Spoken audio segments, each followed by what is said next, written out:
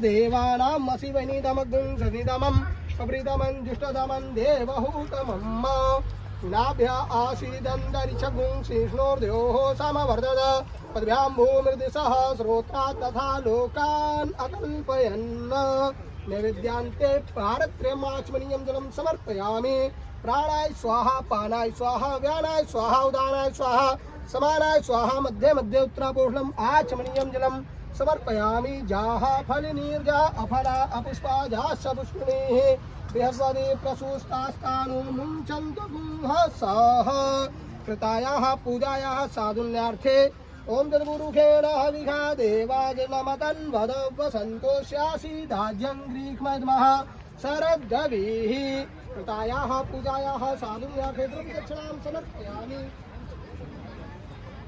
ओम यद्दत्तं यद्वरादानं यद्मूर्तं दाशदक्षिणाः तादग्निवैश्वकर्माः सुदेवे कुलो ददत्त प्रार्थनां च ओम धनेश्वराय वरदाय सुरक्षिताय लम्बोदराय सकलाय जगद्धिताय नागाधराय तृतीयाय विभूषिताय गौरीसुताय गणनाथ नमो नमस्ते या श्री स्वयं सुकृतिनां भवनेश लक्ष्मी पापात्मनां कृतिधियां हृदये सुबुद्धिं श्रद्धा सतां कुलजनां प्रभवस्य लज्जां तां त्वां नतास्म परिपालय देवी विश्वं प्रार्थना पूर्वक नमस्करोमि प्रणमामि